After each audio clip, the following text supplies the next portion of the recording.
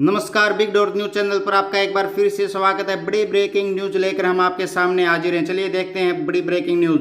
एक और भू आवंटन घोटाले में फंसे हुड्डा, बड़ी मुश्किलें अब है दुष्यंत और शैलजा के खेमे में खुशी। रोहतक में एक भू आवंटन में की गई अनियमितता में हरियाणा के पूर्व मुख्यमंत्री और वर्तमान में विधानसभा में विपक्ष के नेता भूपेंद्र सिंह हुड्डा की मुश्किलें बढ़ा दी हैं। इस प्रकरण की जांच सीबीआई करेगी। वैसे हुड्डा के खिलाफ पहले भी कई मुकदमे दर्ज हो चुके हैं, लेकिन इस घोटाले के बारे में प्रदेश के बहुत ही कम लोगों को पता होगा। यहाँ तक कि रोहतक के भी अधिकतर लोग अनजान होंगे जहाँ यह भूमि है। चलिए इस खबर को थोड़ा सा बारीकी से जानते हैं। इस भूमि का अधिग्रहण करने के लिए हरियाणा अर्बन डेवलपमेंट अथॉरिटी ने प्रदेश सरकार के समक्ष प्रस्ताव पेश किया था। उस समय प्रदेश के मुख्यमंत्री ओम प्रकाश चौटाला थे।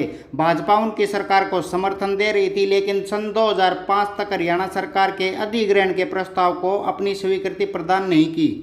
फिर विधानसभा के चुनाव आ गए और चौटाला सरकार चली गई। मार्च 2005 में भूपेंद्र सिंह हुड्डा मुख्यमंत्री बने। हुड्डा सरकार आते ही एक बिल्डर ने आनन फानन में अधिग्रहण के लिए प्रस्तावित भूमि पर आवासीय कॉलोनी विकसित करने के लिए समझौता कर लिया। उसके बाद हरियाणा सरकार ने हुड्डा की तरफ से आए 850 एकड़ के प्रस्ताव को आंशिक रूप से यानी 422 एकड़ भूमि के अधिग्रहण को स्वीकृति दे दी।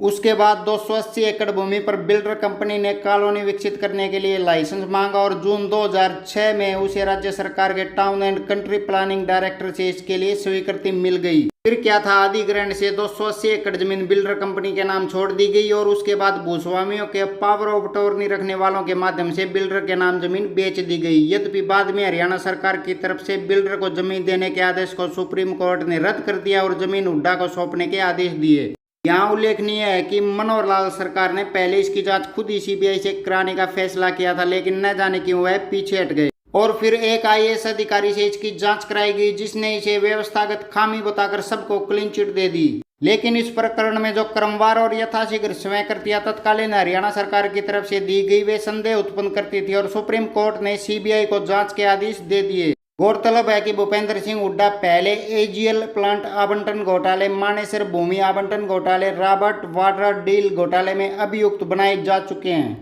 स्पष्ट है कि जब तक ये मुकदमे अदालत में चलते रहेंगे, हुड्डा की राय मुश्किल बनी रहेंगी और कांग्रेस का शीर्ष नेतृत्व भी शायद उनके ऊपर उतना मेहरबान न रहे जितना अब तक रहा है। धन्यवाद।